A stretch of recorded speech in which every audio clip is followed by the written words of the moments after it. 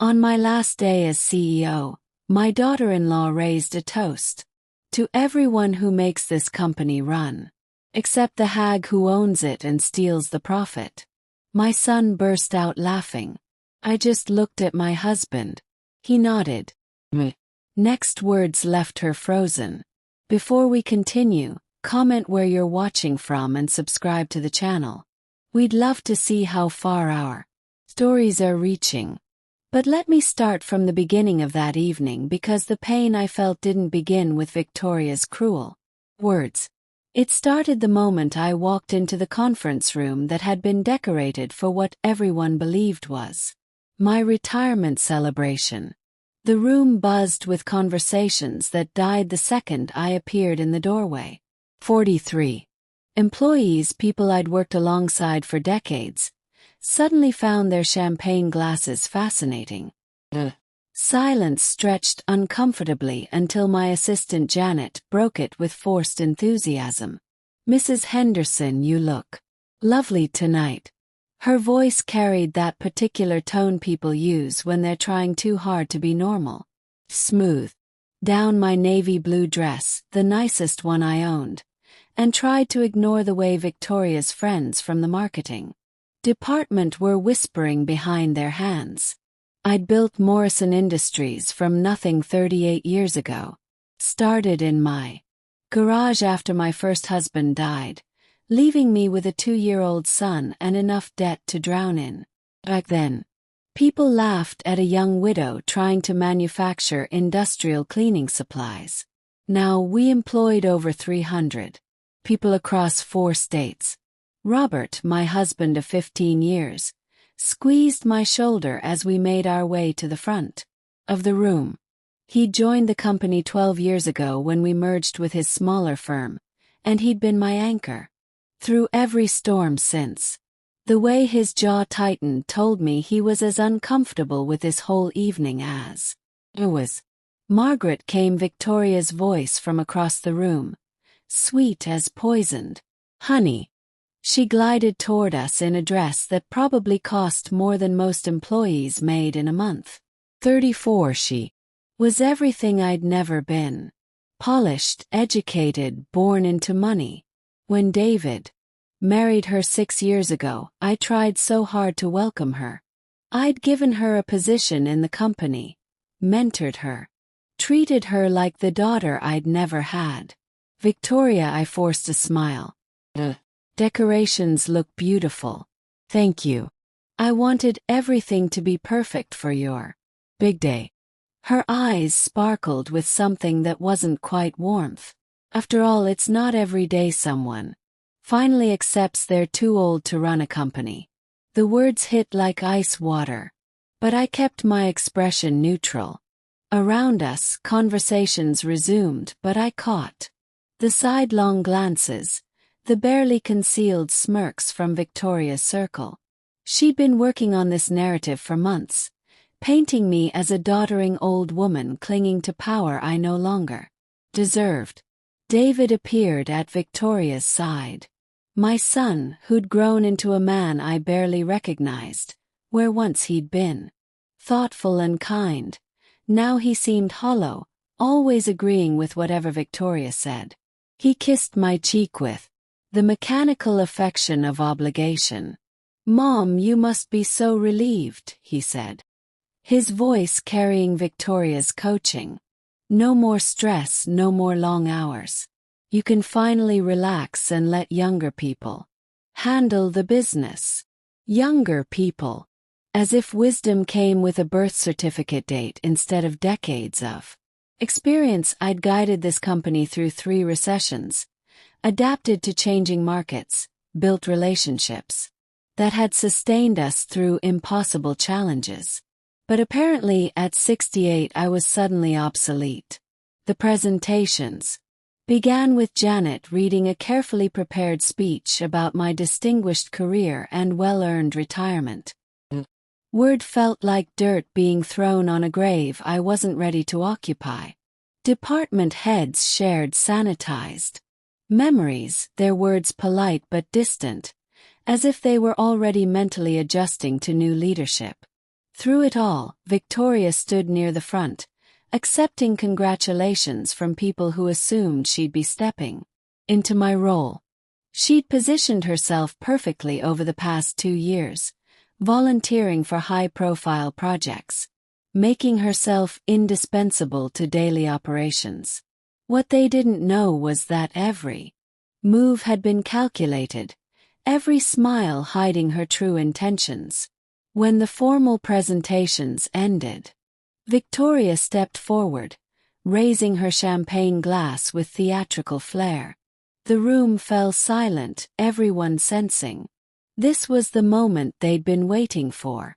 "I think it's time for a real toast," she announced, her voice carrying to every corner of the room.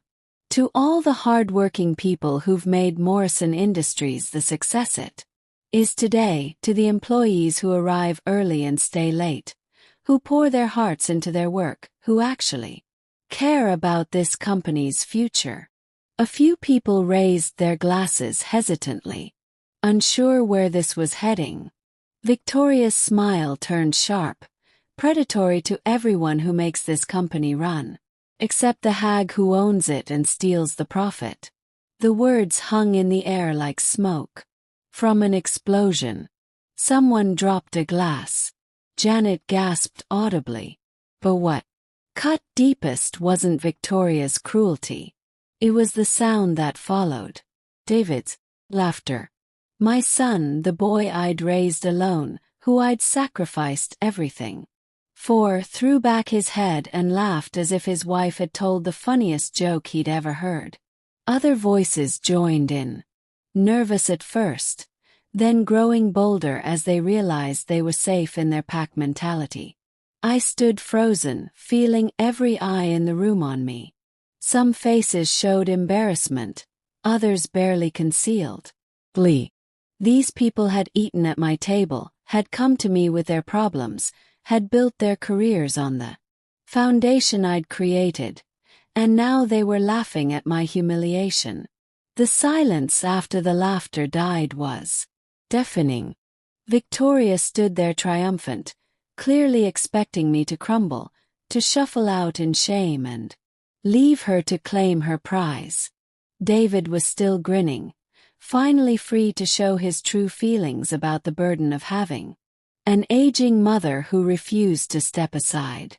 That's when I turned to Robert.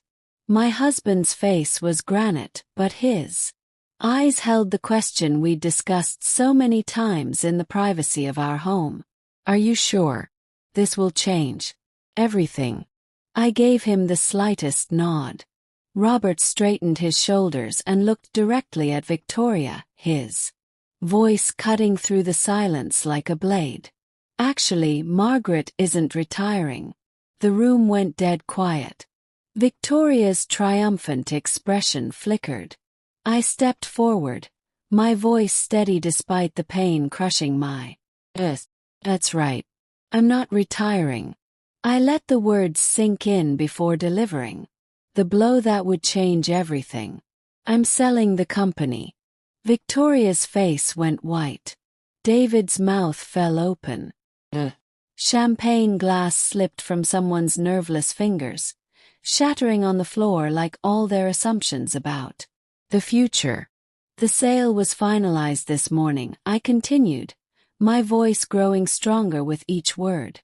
"Morrison Industries now belongs to Hartfield Corporation.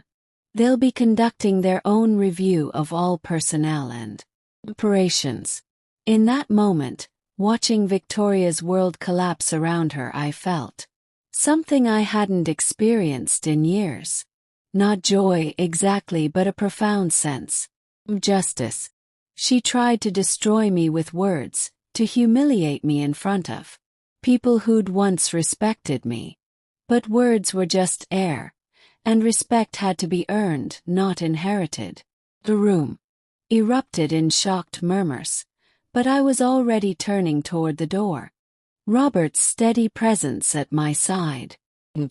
Spent 38 years building something beautiful, and I'd rather see it in the hands of strangers than watch it be corrupted by people who valued cruelty over character. Behind me, I could hear Victoria's voice rising in panic, demanding answers that would have to wait until tomorrow. Tonight I was done being anyone's victim. That night, lying in bed next to Robert, I couldn't sleep. The image of David's laughter kept playing in my mind like a broken record. When had I lost my son? When had the boy who used to bring me dandelions and call them roses turned into a man who could laugh at my humiliation? I knew the answer, even though admitting it felt like swallowing glass. Started 6 years ago, the day David brought Victoria home for Sunday dinner. She'd been charming that first evening, asking all the right questions about the business, expressing admiration for what I'd built. David's told me so much about how you started Morrison Industries, she'd said, her smile warm and genuine. It must have been incredibly difficult raising him alone while building a company. I'd been touched by her interest, her apparent understanding of the sacrifices I'd made. When David announced their engagement 3 months later, I'd been genuinely happy. My son had found someone who seemed to appreciate not just him, but the family legacy we'd built together. The changes started small, so subtle I barely noticed them at first. Victoria would mention during family dinners that some companies were modernizing their leadership structures, or casually comment on articles she'd read about multigenerational workplace challenges. She never said anything directly about me being too old, but the seeds were planted. Then came the suggestions disguised as concern. Margaret, you've been working so hard lately. Maybe you should consider reducing your hours.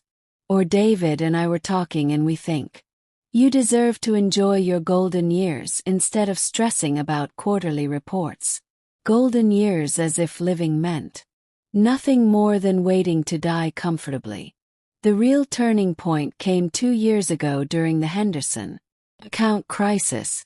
We'd been Morrison Industries' biggest client for 15 years, and their CEO had suddenly threatened to pull their contract over delivery delays caused by a supplier problem completely outside our control.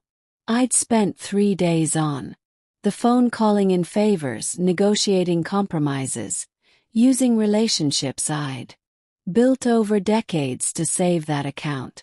When I finally secured a new agreement that kept Henderson happy and our employees working, I'd been exhausted but triumphant. Victoria's response still burned in my memory. Well, that was dramatic, she'd said during the company meeting where I announced we'd saved the contract. A younger executive might have handled it more efficiently without all the emotional phone calls. The comment had been delivered with a smile, wrapped in just enough ambiguity that calling her out would have made me look defensive. But the damage was done.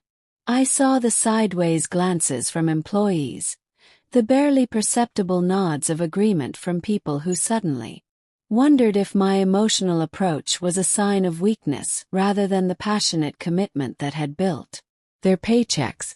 That's when I realized Victoria wasn't just making casual observations.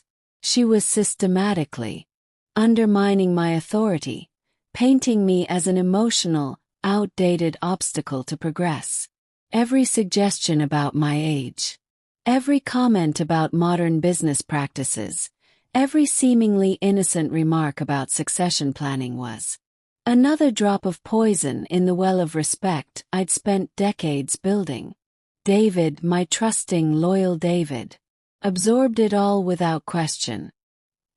He'd always been susceptible to strong personalities, content to let others lead while he followed. Victoria had recognized this weakness and exploited it masterfully. Mom's been under a lot of stress lately, he started saying during family gatherings. Maybe she should consider stepping back a bit.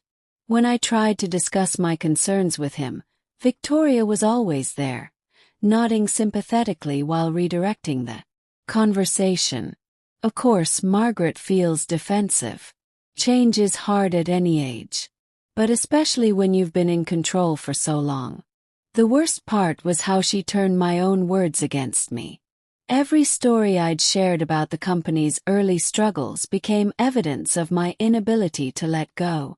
Every mention of lessons learned from past challenges became proof that I was stuck in outdated thinking. Mom still talks about the recession of '08 like it was yesterday, David would say, not realizing that my experience with that crisis was exactly what had helped us survive the pandemic shutdowns with minimal layoffs. Victoria says, we need to focus on the future, not keep relitigating the past. Victoria says, those two words became the beginning of every conversation, the justification for every decision. The new gospel, according to my daughter-in-law, who'd never built anything from nothing, never had to make payroll when the account receivables were late, never had to look employees in the eye and promise their jobs were safe when everything was falling apart. The meetings became the most obvious battleground. Victoria would arrive with printed agendas and PowerPoint presentations, armed with business school terminology and consulting firm jargon. She'd present ideas that sounded innovative but ignored practical realities, proposed changes that would disrupt relationships I'd spent years cultivating. When I raised concerns based on experience, she'd nod thoughtfully and then say something like, I appreciate Margaret's historical perspective, but we need to consider whether traditional approaches are still relevant in today's market. Historical perspective. Traditional approaches. Every word chosen to make me sound like a relic, a museum piece whose time had passed. The employees started looking to her instead of me during discussions. She'd positioned herself as the voice of progress while painting me as the voice of resistance. People who'd once sought my advice began going to Victoria first, treating her input as more valuable than mine. She just has such fresh ideas. I'd overheard Janet saying to another employee, sometimes experience can be limiting, you know. Victoria sees possibilities that someone who's been doing things the same way for decades might miss. Janet, who'd been with me for 12 years. Janet, whose job I'd saved during the restructuring 5 years ago when the board suggested we could automate her position. Janet, who now spoke about me like I was a well-meaning but outdated impediment to progress.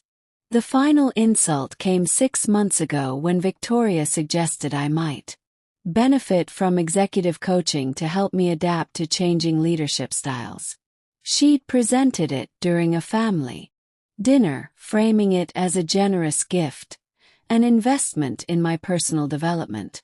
There are some wonderful programs for senior executives transitioning to advisory roles.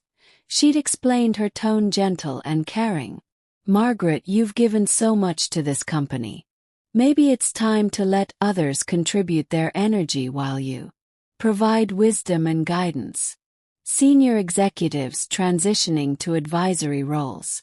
The euphemism was so perfectly crafted, so diplomatically venomous that I almost admired the skill behind it. David had nodded enthusiastically. That sounds perfect, Mom. You'd still be involved, but without all the daily stress. Victoria's. But you've earned the right to relax. Earned the right to relax. As if my life's work was a burden I'd finally paid off rather than a calling that gave my days meaning. That night, Robert had found me crying in my office at home, surrounded by photo albums filled with company milestones, employee celebrations, moments of triumph that suddenly felt hollow. She's stealing it all, I'd whispered to him. Not just the company, but the respect, the relationships, everything I built. And David can't see it or won't see it. Robert had held me while I sobbed, his own anger carefully controlled. What do you want to do? He'd asked quietly. That's when the idea first took shape. If Victoria wanted to paint me as obsolete, as a burden holding back progress, then maybe it was time to show her what burden really looked like. Maybe it was time to stop fighting for something I could simply take away.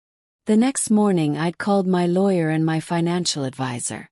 By that afternoon I had 3 potential buyers interested in Morrison Industries, each willing to pay above market value for a profitable, well-established company with a strong client base. The irony was perfect.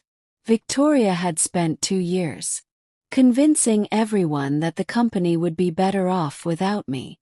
Now she was about to find out if she was right. Rolling over to face Robert, I finally spoke into the darkness. "Do you think I'm doing the right thing?" He was quiet for a long moment. Then his hand found mine. "I think you're doing the only thing that lets you keep your dignity. And sometimes that's all we have left." Tomorrow, Victoria would learn that stealing someone's legacy isn't as simple as poisoning their reputation. Tomorrow, she'd discover that the old woman she'd been so eager to dismiss still had some lessons to teach. The morning after the party, my phone started ringing at 6:30. The first call was from Janet, her voice tight with panic. "Mrs. Henderson, I don't understand. The employees are asking questions and I don't know what to tell them. Is it true? Did you really sell Morrison Industries?" I sat at my kitchen table watching Robert make coffee with the methodical precision he brought to everything. His presence anchored me, reminded me that I wasn't facing this alone. "Yes, Janet. The sale is final." The silence stretched so long I thought the call had dropped. When she spoke again, her voice was barely a whisper. "But what about our jobs? What about everything we've built here?" For the first time since last night, I felt a stab of genuine regret. Janet wasn't part of Victoria's poison campaign. She was just a hard-working woman trying to support her family, caught in the crossfire of a war she hadn't chosen. Hartfield Corporation is committed to maintaining operations, I said, trying to inject reassurance into my voice. "They're primarily interested in Morrison Industries because we're profitable and well-run. Good employees have nothing to fear." After I hung up, Robert placed a cup of coffee in front of me and sat down across the table. "How many more calls like that do you think you'll get today?" "Probably dozens." I wrapped my hands around the warm mug, drawing comfort from its heat. "The ones who matter will understand eventually. The others," I shrugged, surprised by how little I cared about the others anymore. The next call came from Tom Martinez, our operations manager. Unlike Janet, Tom had been one of Victoria's early converts, always ready to agree when she suggested my methods were outdated. "Margaret, what the hell is going on? Can't just sell the company without consulting the management team. We have a right to know what's happening to our futures." His tone grated against my nerves like sandpaper. Our futures. If he'd built anything, risked anything, sacrificed anything to create those futures in the first place, you'll need to direct all questions about personnel decisions to Hartfield Corporation. They'll be contacting department heads within the week to discuss transition plans. "This is insane," he sputtered. Victoria said, "You'd been acting erratically, but I never thought you'd do something this destructive. Don't you care about what happens to the people who work for you?" I almost laughed at the accusation, Victoria said. Even now, even in his outrage, he couldn't form an opinion without referencing her guidance. "I care enough to make sure the company survives. With its reputation intact," I replied evenly. Something that was becoming increasingly unlikely under current circumstances. After I ended that call, Robert reached across the table and took my hand. Ni regrets yet? I considered the question seriously. Was I starting to doubt myself? Was the magnitude of what I'd done beginning to sink in? No, I said. And I meant it. If anything, these calls are reminding me why this was necessary. The third call was the one I'd been dreading most. David's voice crackled through the speaker, raw with emotion I couldn't quite identify. Hurt, anger, betrayal. Mom, I need to understand. What's happening? Victoria is beside herself. She keeps saying, "You've destroyed everything we worked for." Everything we worked for. The pronouns stung more than I'd expected. When had my life's work become a collective effort that somehow excluded me? David, can you come over? This conversation needs to happen in person. I can't leave Victoria right now. She's not taking this well. Of course he couldn't leave Victoria. My son who'd once run to me with every skinned knee and broken heart, now couldn't spare an hour to sit with his mother while his wife processed the consequences of her own cruelty.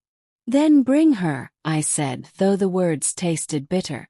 We all need to have this conversation. They arrived an hour later, and I could see the change in both of them. Immediately Victoria's usual polished composure had cracked, revealing something desperate and angry underneath. Her hands shook slightly as she clutched her purse, and her perfectly styled hair showed signs of anxious running fingers through it. David looked exhausted, his eyes red-med with the telltale signs of a sleepless night spent managing his wife's emotional crisis. He barely met my gaze as they settled onto the living room couch, sitting close enough that Victoria could grip his arm for support. "Mom," he started, his voice carefully controlled. "Help me understand why you would sell the company without discussing it with family first. I thought we were partners in this business." Partners. The word was Victoria's. I was certain of it. David had never spoken about our relationship in business terms before she entered our lives. Partners discuss major decisions together, Victoria added, her voice sharp despite its tremor. Partners don't make unilateral choices that affect everyone's future. I looked at her steadily. This woman who'd spent 2 years systematically undermining my authority, questioning my decisions, and positioning herself as my inevitable replacement. You're absolutely right, Victoria. Partners do discuss major decisions together. Paused, letting the words settle. Which is why I found it interesting that you and David had apparently been discussing succession planning without including me in those conversations. The color drained from Victoria's face. David shifted uncomfortably, suddenly very interested in the pattern on Robert's area rug. We were thinking about the future, David mumbled. About what would happen eventually. Eventually, I repeated. And when exactly did? Eventually become immediately. When did planning for the distant future become active campaigning for my removal? Victoria found her voice, though it came out higher than usual. Margaret, I never campaigned for anything.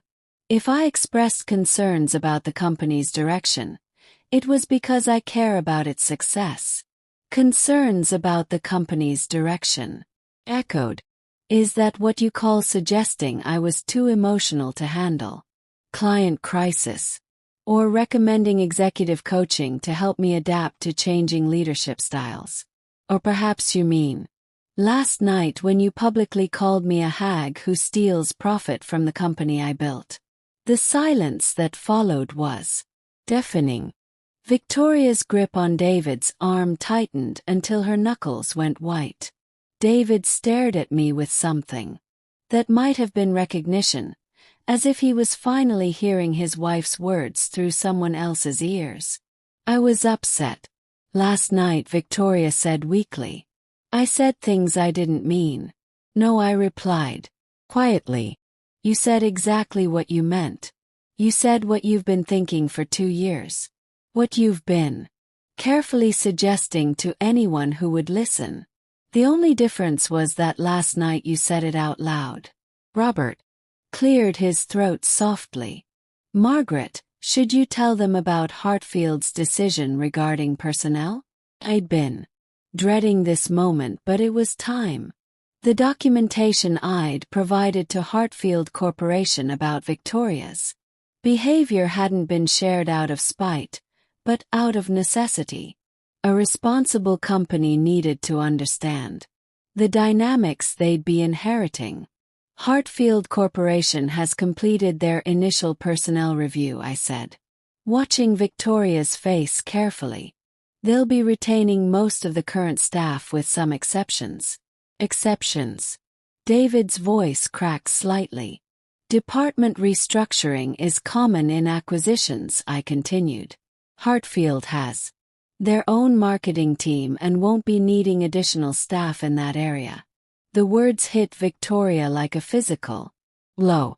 She actually rocked backward on the couch, her face cycling through confusion, disbelief, and growing panic. But I've been essential to the marketing operations, she stammered. I've increased our client base by 30%. Over the past 2 years using relationships and contracts I'd established over decades. Corrected. Gently. Hartfield was quite interested in understanding how those relationships had been managed recently. The full implications were starting to dawn on her. Victoria's eyes darted between David and me, looking for some sign that this was negotiable, that there was still a way to salvage her position. What exactly did you tell them about me? She asked, her voice barely above a whisper. I told them the truth, I said simply. I provided documentation of workplace interactions, employee complaints that had been filed, and examples of communications that demonstrated management style and professional judgment. David looked confused. What employee complaints? Never mentioned any complaints. Because they were dismissed, Victoria said quickly, but her voice carried no conviction. They were minor workplace disagreements. Nothing serious. Margaret Chen filed a formal complaint about public humiliation during budget meetings. I said, my voice steady and factual. Robert Williams documented overtime demands for personal projects accompanied by age-related harassment. Sarah Rodriguez reported deliberate scheduling conflicts designed to make her look incompetent. With each name, Victoria seemed to shrink further into couch. These weren't random accusations. They were documented patterns of behavior that painted a clear picture of someone who used her position to belittle and intimidate others. David. Victoria turned to her husband with desperate eyes. You have to do something. Call the buyer. Explain that there's been a misunderstanding. Tell them I'm essential to the company's success. But David was staring at me with a strange expression, as if he was seeing me clearly for the first time in years. Mom, are you saying Victoria has been mistreating employees? Question hung in the air like smoke. This was the moment I'd been dreading and anticipating in equal measure. This was when my son would have to choose between comfortable illusion and painful truth. I'm saying that Hartfield Corporation makes personnel decisions based on documented performance and professional conduct, I replied. What they decide about individual employees is their prerogative. Victoria shot to her feet, her composure finally shattering. Completely. This is revenge, pure and simple. You're punishing me because I had the courage to say what everyone was thinking. You can't stand that people see through your act anymore. The accusation might have hurt a day ago. Now it just felt like confirmation that I'd made the right choice. Victoria said, rising to face her. If you believe this is revenge, then you've learned nothing from the consequences of your own actions. She started toward the door, then spun back around. Come on, David. We don't have to stay here and listen to this. But David didn't move. He sat on the couch, staring at his hands, his entire worldview crumbling around him. David. Victoria's voice carried a note of panic now. David, we're leaving. My son looked up at his wife, then at me, then back at his wife. For the first time in years, I saw him thinking for himself instead of simply absorbing someone else's opinions. Victoria, he said quietly. I think I need to hear what Mom has to say. Victoria stood frozen in my living room doorway, her face a mask of disbelief as David's words sank in. For 2 years, she'd controlled every conversation, guided every decision, shaped every opinion. Now for the first time her husband was choosing to listen to someone else. David, you can't be serious, she said, her voice climbing toward hysteria. She's manipulating you, just like she's been manipulating this entire situation. Can't you see that? But David wasn't looking at her anymore. He was looking at me with eyes that seemed suddenly older, wearier, as if he was waking up from a long dream. Mom, he said quietly.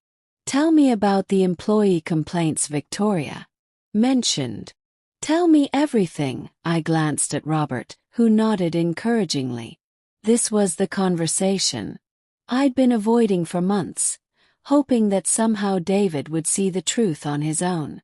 But Victoria's influence had run too deep, her manipulation too skillful. Sometimes the only way to remove poison was to cut it out completely. Let's start with Margaret Chen, I said, settling back into my chair. She's 58 years old, been with the company for 14 years. Started in data entry, worked her way up to senior accountant through night school and sheer determination. Last March, during the quarterly budget review, Victoria publicly criticized Margaret's reporting methods in front of the entire management team. David frowned. What kind of criticism? I pulled out a folder I'd prepared weeks ago, knowing this conversation would eventually come. Inside were printed emails, incident reports, and witness statements I'd been quietly collecting. Victoria told the room that Margaret's antiquated spreadsheet methods were holding back the accounting department's efficiency. She suggested that someone with more current technical skills should take over the quarterly reports. That doesn't sound unreasonable, Victoria interjected, though her voice lacked its usual confidence. If there were efficiency issues, Margaret's methods weren't inefficient, I continued, looking directly at David. They were thorough. Her reports caught discrepancies that automated systems missed. But Victoria wasn't interested in accuracy. She was interested in making Margaret look incompetent in front of her peers. I handed David a printed email from Margaret's file. Is the formal complaint Margaret filed 3 days after that meeting. She wrote that she felt humiliated and questioned whether her age was the real issue Victoria had with her work. David read the email, his frown deepening. What happened to this complaint? It was dismissed, Robert said quietly. Victoria's supervisor believed her explanation that she was simply trying to modernize departmental procedures because Victoria is very good at making her cruelty sound like business necessity, I added. She has a talent for wrapping personal attacks in professional language. Victoria moved away from the doorway, her hands clenched into fists. This is ridiculous. I was trying to improve efficiency, not attack anyone personally. If Margaret felt criticized, maybe she should have looked at her own performance instead of running to file complaints. The callousness in her voice made David's head snap up. He stared at his wife as if seeing her for the first time, and I recognized the expression on his face. It was the same look he'd worn as a child when he discovered that a friend had been lying to him. "There's more," I said gently. Robert Williams, our IT support manager, 62 years old, been maintaining our computer systems for 8 years without a single major failure. I pulled out another set of documents. Victoria began requesting that Robert work overtime on what she called urgent system updates. These weren't company projects. They were personal tasks. Setting up her home office computer, troubleshooting her laptop, even helping her design PowerPoint presentations for outside consulting work she was doing. David's face went pale. She was using company employees for personal projects. When Robert tried to explain that these tasks weren't part of his job description, Victoria told him that in the modern workplace, employees need to be flexible and adaptive. She implied that someone his age might not understand how to be a team player. Victoria's laugh was sharp and defensive. Robert was being difficult. I offered to pay him overtime for the extra work. Overtime that came out of the company budget, Robert pointed out. Not your personal account. I handed David another folder. Robert's complaint detailed 6 months of after-hours demands along with comments about his slower processing speed and suggestions that younger employees would be more responsive to urgent requests. And this complaint was also dismissed. David asked, though he already seemed to know the answer. Victoria's supervisor felt she was simply showing initiative by keeping older employees engaged with challenging projects. I said the age-related comments were characterized as motivational rather than discriminatory. Victoria began pacing, her heels clicking against the hardwood floor with increasing agitation. I can't believe you're twisting every interaction into some kind of conspiracy. These were legitimate workplace issues. What about Sarah Rodriguez? He asked, opening a third folder. 55 years old, cleaning supervisor. Been keeping our offices immaculate for 6 years. David looked confused. What could Victoria possibly have had against a cleaning supervisor? Sarah works the evening shift, cleaning offices after business hours. Last year, Victoria began scheduling late meetings that required certain conference rooms to be cleaned again the next morning. When Sarah explained that the cleaning schedule was designed around normal business hours, Victoria complained to HR that Sarah was inflexible and didn't understand customer service. I pulled out a series of emails. Victoria wrote that Sarah seemed confused by simple instructions and suggested that language barriers might be affecting her ability to understand requests. Language barriers. David's voice was tight. Sarah was born in New Mexico, Robert said dryly. Her English is perfect. She's actually bilingual, which has been helpful when we've had Spanish speaking clients visit the offices. Victoria stopped pacing. I never said anything about language barriers specifically if there were communication issues. You wrote, and I quote, "Perhaps we need cleaning staff who can better understand and respond to American business expectations." I read from the printed email. Sarah filed a complaint alleging ethnic discrimination. The silence that followed was suffocating. David stared at the email in his hands, reading Victoria's words over and over as if hoping they would somehow say something different. There are 8 more complaints in these files, I said quietly. All from employees over 50. All dismissed because Victoria's explanations always sounded reasonable to supervise. What pattern? David whispered. Wife. Systematically targeted older employees, using their age, experience, and background as weapons against them. Made them feel worthless, outdated, and unwelcome in their own workplace. Victoria finally exploded. That's not true. I was trying to bring fresh thinking to a stagnant company. Sometimes that means making difficult personnel decisions. Sometimes that means having honest conversations about performance. Honest conversations, I repeated. Is that what you call telling the Henderson account team that I was too emotional to handle client crisis, or suggesting to the board that I needed executive coaching because I was resistant to change? David looked up sharply. You told the board that Mom needed coaching. Victoria's mouth opened and closed like a fish out of water. The company was going through challenges. I thought professional development might help. You thought it might help push me aside, I said calmly. Just like you pushed aside Margaret Chen, Robert Williams, Sarah Rodriguez, and everyone else who stood in the way of your vision of what the company should become. And what was that vision? David asked, his voice barely audible. I looked at my son, this man I'd raised to be kind and thoughtful, and saw that he was finally ready to hear the truth.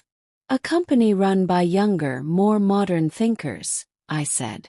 A company where experience was seen as a liability rather than an asset. Company where Victoria could position herself as the inevitable successor to an outdated founder who didn't know when to step aside. Victoria sank into the chair across from us, her defiance crumbling into something that looked almost like defeat. It wasn't supposed to be like this, she whispered. What wasn't supposed to be like this? David asked, turning to face his wife directly. She looked at him with tears in her eyes. And for a moment I almost felt sorry for her. Almost. The company was dying under her leadership, Victoria said, gesturing weakly toward me. Methods were outdated. The client base was aging. The employees were getting comfortable instead of innovative. I thought if I could help guide a transition. You thought you could take over, David, his voice flat. Thought I could help, Victoria insisted. I thought I could bring new energy, new ideas. I thought I could help the company grow. Instead of just survive. By tearing down the person who built it, Robert said quietly. Victoria's tears came harder. Oh, I never meant to hurt anyone. I just wanted to contribute something meaningful. I wanted to matter. For the first time since this whole nightmare began, I felt a flicker of understanding for my daughter-in-law. Not forgiveness. What she'd done was unforgivable. But I recognized the hunger in her voice, the desperate need to prove her worth by diminishing others. Victoria, I said gently, you could have mattered. Could have contributed, but not by destroying the people around you. David stood up abruptly, walking to the window, and staring out at the street. When he spoke, his voice was hollow. How long have you been planning to take over the company? Victoria wiped her eyes, leaving mascara streaks on her cheeks. It wasn't a plan exactly. It was more like an evolution. I saw opportunities to improve things and I took them. The opportunities included making my mother look incompetent, David said without turning around. I never said she was incompetent. You didn't have to say it directly, I said. You just had to plant the seeds and let other people reach that conclusion on their own. It's actually quite sophisticated, much more effective than direct confrontation. David finally turned back to us, and the expression on his face broke my heart. He looked lost, betrayed, like a child who discovered that everything he believed about the world was wrong. "Victoria," he said quietly. "Did you ever love me, or was I just convenient?" The question hung in the air between them like a live wire. Victoria's face crumpled, and she reached toward him, desperately. "Of course I love you, David. How can you even ask that?" He stepped away from her reaching hands. "Because I'm starting to realize that I don't know you at all. The woman I married wouldn't systematically destroy people to get ahead. The woman I married wouldn't humiliate my mother at a company party." I was angry. Victoria sobbed. I felt threatened. "Your mother was never going to accept me as a successor. And I knew it. Because you never gave her a reason to," David said. "Simply, you spent 2 years undermining her instead of learning from her. You treated her like an obstacle instead of mentor. I watched my son process the truth about his marriage, about his wife, about the years he'd spent choosing her narrative over mine. The pain on his face was almost unbearable. But it was necessary. Some wounds have to be cleaned before they can heal." "David," Victoria whispered. "Please, we can fix this. We can start over somewhere else. The company doesn't matter. We matter." He looked at her for a long moment, and I saw something die in his eyes. "The company mattered to you when you thought you could control it," he said. "My mother mattered to you when you thought she was weak enough to push aside. Nothing matters to you unless it serves your purposes." The truth of his words seemed to hit Victoria like a physical blow. She doubled over as if in pain, her sobs echoing through the quiet room. But David wasn't finished. He turned to me, his eyes red with unshed tears. "Mom," he said, his voice breaking. "I'm so sorry. I'm so sorry I didn't see what she was doing. I'm so sorry I laughed last night. I'm so sorry I chose her version of events over yours." The apology I'd been waiting 2 years to hear. The recognition I'd thought I might never receive. Instead of triumph, all I felt was exhaustion and a deep, aching sadness for the time we'd lost. "I know you are, David," I said softly. "But sorry isn't enough anymore." The words hung between David and me like a chasm that couldn't be bridged with simple apologies. Victoria's sobbing filled the silence, but it sounded distant, irrelevant, like background noise from a television in another room. David's face crumbled. "What do you mean sorry isn't enough?" "Mom, I know I made mistakes, but I thought if I acknowledged them, David," I said gently. "Acknowledgement is just the first step. The damage that's been done isn't something that can be fixed with an apology and a promise to do better." He sank back onto the couch, suddenly looking much older than his 36 years. "Then what can I do? How can I make this right?" Before I could answer, Victoria lifted her head, her mascara streaked face desperate and calculating. "Margaret, please. I know I made mistakes, but we're family. Families forgive each other. Families work through problems together." The audacity of her words nearly took my breath away. Even now, even after being exposed completely, she was still trying to manipulate the situation. Still trying to position herself as a victim deserving of compassion. "Victoria," I said, my voice steady despite the anger burning in my chest. "You spent 2 years systematically destroying my relationships with my employees, my reputation in my own company, and my connection with my son. You don't get to claim the protection of family bonds that you've been actively working to sever." She wiped her nose with the back of her hand, a gesture that made her look younger and more vulnerable, which I suspected was intentional. I was wrong about a lot of things, but I never wanted to destroy your relationship with David. I love him. I love this family. You love what this family could provide you, Robert said quietly from his chair. There's a difference, Victoria turned toward him, her eyes flashing with something that looked like her old arrogance. You don't know anything about my feelings for David.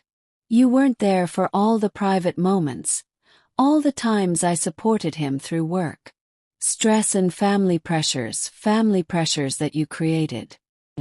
Pointed out David never experienced stress about disappointing me until you convinced him that my expectations were unreasonable. He never questioned his place in the company until you suggested he was being held back by outdated leadership. David was staring at his hands again, and I could see him running through memories, re-examining conversations and moments through this new lens of understanding. The process was painful to watch, like seeing someone realize they'd been living in a house built on quicksand. The worst part, he said finally, his voice barely audible, is that I defended you. When Mom would try to talk to me about concerns she had, I'd shut her down. Tell her she was being unfair to you, that she needed to give you a chance to prove yourself. Victoria reached for his hand, but he pulled away. David, I was trying to prove myself. Maybe I went about it the wrong way, but I was trying to earn my place in this family, in this company. By pushing everyone else out, he said, looking at her directly for the first time since the conversation began. Making them feel small and worthless so you could feel big and important. That wasn't my intention. Your intentions don't matter, David said. And I heard an echo of my own voice in his words. The impact matters. The results matter. The people you hurt matter. Felt a flicker of pride watching my son finally think independently. Finally judge actions by their consequences rather than their stated motivations. But the pride was tempered by sadness for all the time we'd lost. All the conversations we should have had. All the support I could have provided if Victoria hadn't been standing between us. Victoria stood up, abruptly, pacing to the window and back. Fine, I made mistakes. I hurt people. I'm willing to admit that now, but Margaret, you've destroyed my career. You've made sure I can't work in this industry anymore. Isn't that punishment enough? The question revealed everything about how she still saw the situation. Even now, she viewed her exclusion from Hartfield Corporation as punishment rather than consequence. She couldn't understand that her behavior had made her unemployable, not my documentation of it. Victoria, I said carefully, didn't destroy your career. I provided Hartfield Corporation with accurate information about workplace dynamics. They needed to understand. What they chose to do with that information was their decision. You could have chosen not to provide it, she shot back. You could have given me a chance to start fresh with the new owners. The way you gave Margaret Chen a chance to start fresh after humiliating her in front of her colleagues. Robert asked. The way you gave Robert Williams a chance to do his actual job without harassment. The way you gave Sarah Rodriguez a chance to work without having her heritage questioned. Victoria flinched at each name, but her defensive posture didn't. Often, those situations were different. Those were legitimate workplace issues. No, David said suddenly, his voice stronger than it had been all morning. They weren't different at all. You saw people you considered obstacles and you found ways to diminish them. You did the same thing to my mother that you did to those employees, except you used me as your weapon instead of HR complaints. The accuracy of his assessment seemed to hit Victoria like a slap. She stared at him, her mouth opening and closing without sound. David, she finally whispered. I never meant to hurt your mother. I never meant to hurt you. But you did, he said simply. And the fact that it wasn't your intention doesn't make the damage disappear. I watched this exchange with complicated feelings. Part of me was relieved that David was finally seeing clearly. Part of me was proud that he was taking responsibility for his own choices instead of just blaming Victoria for deceiving him. But part of me was also heartbroken watching my son's marriage disintegrate in my living room, even though I knew it was necessary. What happens now? David asked, looking between Victoria and me. Where do we go from here? Victoria jumped on the question like a lifeline. We work on rebuilding trust. We go to counseling. We figure out how to be a family again. How to support each other through this difficult time. Almost laughed at her presumption. After everything that had been revealed, she still thought she could negotiate her way back into our lives. Still believed that the right combination of words could erase the damage she'd caused. Victoria, I said, my voice gentle but firm. You're not part of this family anymore. That ended when you publicly humiliated me at a company function and laughed about it. Her face went white. You can't just cut me out. David is my husband. We have a life together.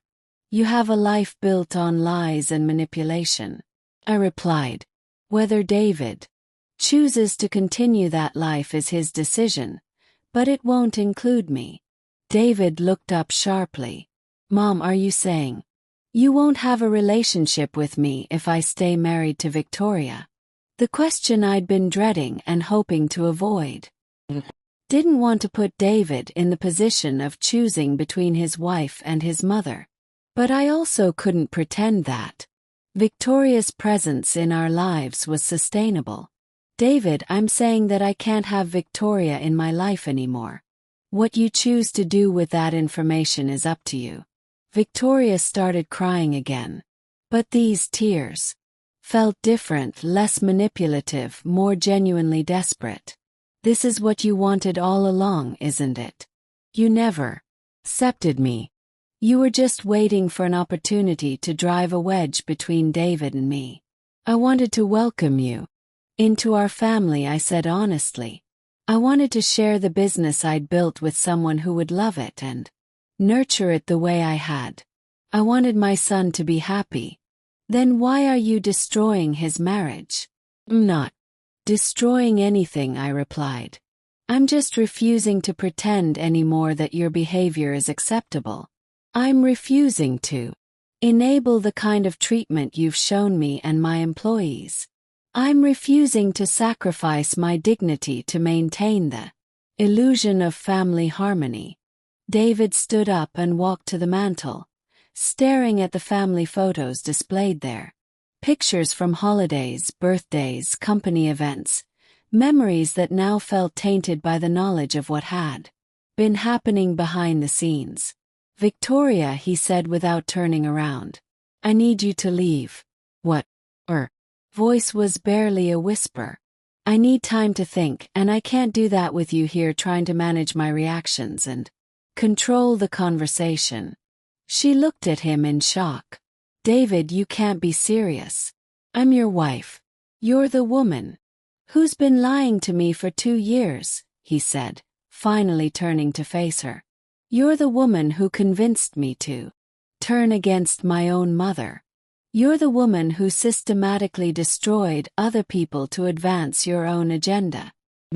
Also the woman who loves you, she said desperately. He stared at her for a long moment, and I could see him weighing that claim against everything he'd learned this morning. Maybe you do, he said finally. But I'm not sure that's enough anymore. Victoria gathered her purse with shaking hands, her composure completely shattered. The door, she turned back one last time. Margaret, I hope you're satisfied.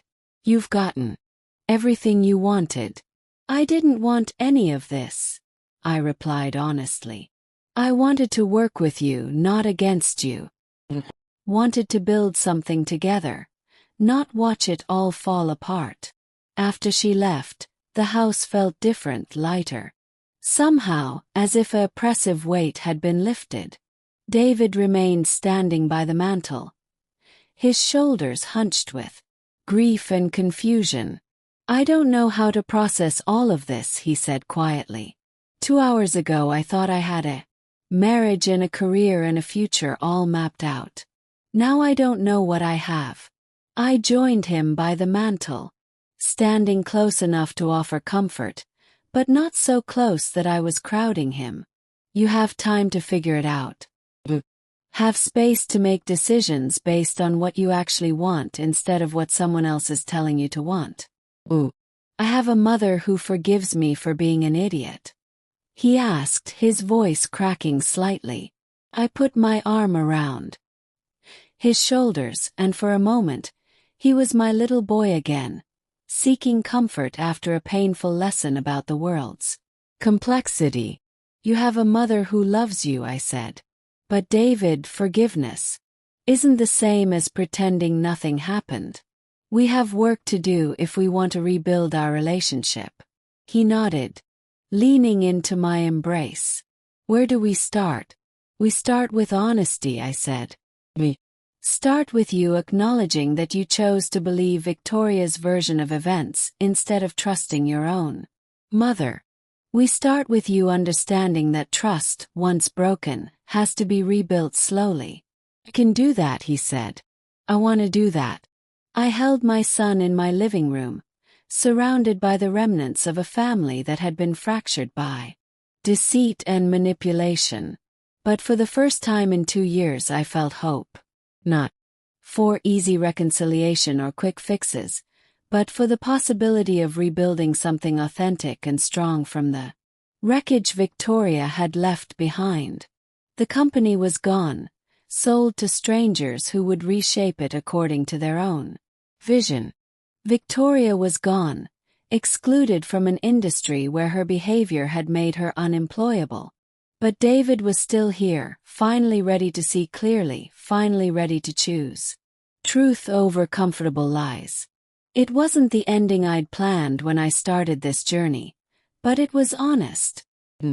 After 2 years of living in a web of manipulation and half-truths, honesty felt like the most precious gift I could ask for. 3 months later, I stood in the kitchen of my new home, a modest ranch house with large windows that filled the rooms with natural light. The moving boxes were finally unpacked, the furniture arranged just the way I wanted it. After selling Morrison Industries, Robert and I had decided to downsize to find a place that belonged to us rather than our professional legacy. The morning sun streamed across the breakfast table where David sat, helping me sort through old company photographs. It had become our Saturday ritual. These quiet conversations over coffee, slowly rebuilding the connection that Victoria's manipulation had nearly destroyed. Look at this one, David said, holding up a photo from the company's 10th anniversary party. You look so proud. I studied the image. Myself at 43, standing in front of a banner celebrating our growth from a garage startup to a regional success story. Was smiling, but there was something in my posture that spoke of exhaustion, of the weight I'd carried alone for so many years. I was proud, I said, pouring fresh coffee into our mugs. But I was also scared. Every milestone felt like it could be the last one, like I was always just one mistake away from losing everything. Is that why you worked so much when I was growing up? He asked quietly. Why you missed some of my games and school events? These were the conversations we'd been having. Honest examinations of our shared history. Acknowledging the imperfections that Victoria had exploited to drive us apart. David was learning to see our past through adult eyes rather than through the lens of resentment Victoria had provided him. Partly, I admitted, I Told myself I was building something for you, securing your future. But I was also proving something to myself. Proving that a widow with no business education could succeed in a man's world. He nodded thoughtfully. Victoria used to say that you'd never learn to let other people help you. That you hoarded control because you didn't trust anyone else to care about the company as much as you did. And was she right about that? David considered the question seriously. Maybe partially, but now I understand why you'd built something from nothing, sacrificed everything for it. Course you were protective of. Victoria made that protectiveness sound like a character flaw instead of a natural response to being the sole custodian of something precious. The insight pleased me more than I'd expected. David was learning to think critically about the narratives he'd absorbed, to recognize how Victoria had twisted reasonable emotions into evidence of unreasonable behavior. My phone buzzed with a text message and I glanced at it with a smile. It's from Margaret Chen. She wants to know if I'm free for lunch next week. How are the Hartfield people treating her? David asked. Very well, actually.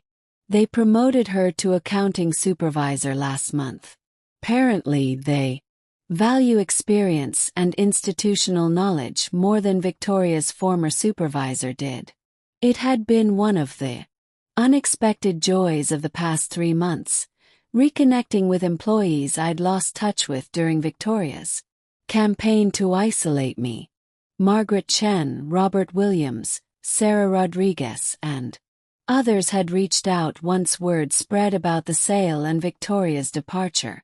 Their loyalty, their genuine affection, for me had been a balm for wounds I'd forgotten I was carrying. Have you heard anything about how Victoria is doing? David asked, his voice carefully neutral. We'd established early in our reconciliation that he could ask about her, that I wouldn't punish him for still caring about his wife even after everything that had happened. Her divorce had been finalized 2 weeks ago. Victoria had moved back to her parents' house in another state rather than fight for assets she knew she couldn't claim. Janet mentioned she heard Victoria was working at a small marketing firm in Phoenix, said. Entry-level position from what I understand. David nodded. His expression sad but resigned. He texted me last week. She wanted to know if there was any chance of reconciliation, if we could try counseling. And what did you tell her? That I hoped she was getting the help she needed, but that our marriage was over. He picked up another photograph. This one showing the 3 of us at a company Christmas party 2 years ago. Victoria was smiling brilliantly between David and me, her arm possessive around his waist. Strange looking at pictures like this now. I can see things I missed at the time. Like what? Like how you're standing slightly apart from us. How your smile doesn't reach your eyes. Like how Victoria is positioned between us, literally creating distance. He set the photo aside. Thought she was trying to bring us together as a family. Now I can see she was making sure we never connected directly. Doorbell interrupted our conversation, and I looked through the peephole to see a delivery truck in the driveway. The driver handed me a large package addressed to Margaret Henderson, founder Morrison Industries. David helped me carry it to the kitchen table, where I opened it to reveal a beautifully crafted wooden plaque. The engraving read, "In recognition of Margaret Henderson's 38 years of exemplary leadership and commitment to employee welfare, with gratitude from the Morrison Industries staff, 1985-2023. Card was tucked inside the box, signed by dozens of employees, current and former, young and old, people from every department and level of the company. The message was simple but profound. Thank you for showing us what principled leadership looks like." I felt tears prick my eyes as I read name after name, many accompanied by brief personal. Look, Janet wrote, you taught me that respect is earned through consistency, not demanded through fear. Robert Williams added, your door was always open, your advice always honest. Meant everything, Mom. David said softly, reading over my shoulder. Do you see this? These people didn't just work for you. They genuinely cared about you. I know, I whispered, overwhelmed by the outpouring of affection. I'd forgotten during those last 2 years when Victoria was working so hard to isolate me. I'd started to believe that maybe I really was just an obstacle to progress. You were never an obstacle, he said firmly. You were the foundation everything else was built on. Victoria couldn't see that because she was too focused on what she thought she deserved instead of what she'd actually earned. I set the plaque on the mantel where it caught the morning light. This recognition meant more to me than any business award I'd ever received, because it came from the people who'd actually worked alongside me, who'd seen me during crises and celebrations, who'd known me as more than just a name on an organizational chart. I have something I want to tell you, David said, returning to his seat at the table. I've been offered a position with a consulting firm in Denver. It's a good opportunity. A chance to use my experience helping other companies navigate transitions and acquisitions. That sounds like exactly the kind of work you'd be good at, I said, meaning it. When would you start? Next month if I accept, but I wanted to talk to you first, make sure you're okay with me moving away. The question revealed how much our relationship had changed over the past 3 months. The old David, influenced by Victoria's narrative about my controlling nature, might have presented the move as a fait accompli, as evidence of his independence from his overbearing mother. This David was asking for my blessing, treating me as a valued advisor rather than an obstacle to overcome. David, I want you to take the job if it feels right to you, he said. But I want you to take it because it's what you want, not because you're running away from the complications. Here. He smiled and I saw the boy I'd raised. Thoughtful, considerate, eager to do the right thing. I'm not running away. If anything, I feel more grounded than I have in years, more like myself. Then you should go build something new, something that's entirely yours. We spent the rest of the morning going through more photographs, sharing memories that had been distorted by Victoria's influence and reclaiming them as our own. Around noon, Robert returned from his morning golf game, carrying groceries for the lunch he'd promised to cook. How are my favorite people today? He asked, kissing my cheek and squeezing David's shoulder. Looking at old pictures and planning David's escape to Denver, I replied, earning a laugh from both men. About time, Robert said. You need to get out there and build your own empire. Show your mother it's a genetic trait. Robert busied himself with lunch preparations. David and I moved to the living room where afternoon light was, painting everything in soft gold. We sat in comfortable silence for a while, both processing the morning's conversations.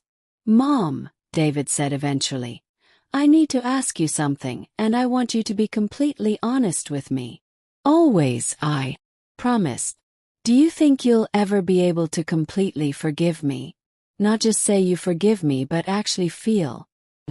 The question I'd been asking myself for weeks. Forgiveness wasn't a switch I could flip. Wasn't a decision I could make once and be done with. It was a process, messy and non-linear, complicated by love and disappointment and hope. I think forgiveness is something we build together, I said carefully. Every honest conversation we have, every time you choose to see me clearly instead of through someone else's interpretation, every time you trust me enough to be vulnerable, those are the building blocks of forgiveness. He nodded, understanding. And if I mess Up again if I make mistakes or disappoint you, then we'll deal with it honestly the way families should. We'll talk about it instead of letting someone else interpret it for us. We'll choose trust over suspicion, direct communication over manipulation. I can do that, he said. I want to do that. But smiled. 'Cause I'm not going anywhere. I'm not retiring. I'm not fading away. I'm not becoming a sweet old lady who stays quiet to keep the peace. If you want a relationship with me, you get all of me, opinions, standards, and all. David laughed, a sound I hadn't heard from him in months. I wouldn't want it any other way. That evening, after David had left and Robert had settled into his favorite chair with a book, I found myself back on the porch, looking out at the quiet neighborhood street. The house across from us had a family with young children, and I could hear them playing in their backyard, their laughter carrying on the evening breeze. 3 months ago I'd been the CEO of a successful company, respected in my industry, financially secure, but emotionally isolated. Now I was unemployed, living in a smaller house with an uncertain future stretching ahead of me. By most measures I'd lost more than I'd gained. But sitting there in the gathering dusk, I felt something I hadn't experienced in years. Real peace. Not the fragile kind that depends on everyone else staying quiet and not rocking the boat. This was the peace that comes from knowing who you are and refusing to apologize for it. Victoria had tried to convince everyone that I was an obstacle to progress, a relic clinging to relevance in a changing world. But she'd been wrong about the fundamental nature of progress. Real progress isn't about discarding wisdom in favor of novelty or replacing experience with enthusiasm. Real progress is about building on strong foundations while adapting to new circumstances. I'd given Morrison Industries the strongest possible foundation. Fickle leadership, loyal employees, solid client relationships, and sustainable business practices. What Hartfield Corporation chose to build on that foundation was their business now. But I was confident they'd chosen well. They'd kept the employees who mattered, promoted the people Victoria had tried to diminish, and apparently valued institutional knowledge over flashy presentations. My phone buzzed with a text from Janet. Mrs. Henderson, I know you said you weren't ready to think about working again, but there's something I'd like to run by you. Would you be interested in helping other small business owners navigate transitions and acquisitions? Think there might be a real need for that kind of consulting. I smiled, typing back. Tell me more. Maybe. Retirement wasn't in my immediate future after all. Maybe there were other companies that could benefit from the lessons I'd learned, other families that needed help navigating the complex dynamics of family businesses. Maybe. Victoria's campaign to push me aside had actually freed me to do something even more meaningful than running a single company. Robert appeared in the doorway holding 2 glasses of wine. Plotting your next move? He asked, settling into the chair beside mine. Maybe, I admitted. Janet thinks there might be a market for my particular brand of experience. Your particular brand of not taking nonsense from manipulative people who mistake cruelty for strength? He asked with a grin. Something like that. We sat in comfortable silence, watching the neighborhood settle into evening routines. Porch lights flickered on. Children were called inside for dinner. The day's activities wound down into the quiet promise of rest. Do you have any regrets? Robert asked quietly. I considered the question seriously. Did I regret selling the company instead of fighting to keep it? Did I regret the way I'd handled Victoria's campaign against me? Did I regret the months of alienation from David? I regret that it took me so long to recognize what Victoria was doing, I said finally. I regret that I let her drive a wedge between David and me. Regret that other employees got hurt in the crossfire, but not the sale itself.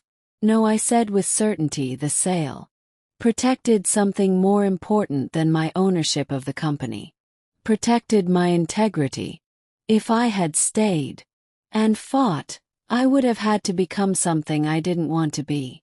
I would have had to play Victoria's games, use her tactics, compromise my principles to compete with her manipulation. Robert raised his glass in a small toast.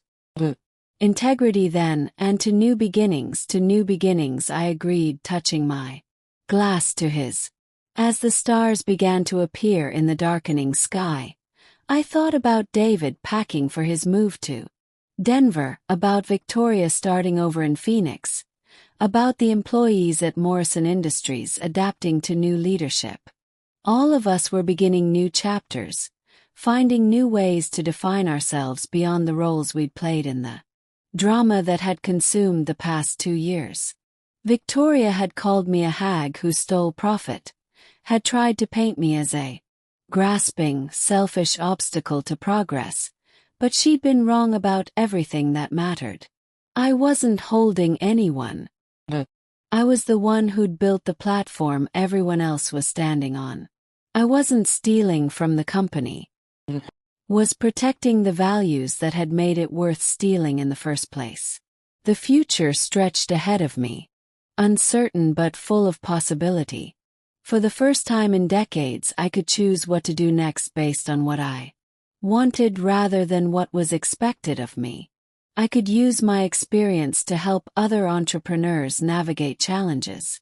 Could mentor young business owners without worrying about hidden agendas or competitive manipulation. Could be exactly who I was without apology or compromise. It was, I realized, the retirement gift I'd never known I wanted. The freedom to be authentically myself, surrounded by people who value that authenticity instead of trying to reshape it for their own purposes. Victoria's toast had been meant to humiliate me, to diminish me in the eyes of people I'd spent decades serving. Instead, it had freed me from the exhausting work of pretending that everyone's opinion mattered equally, that all perspectives deserve the same consideration regardless of their foundation in truth or malice.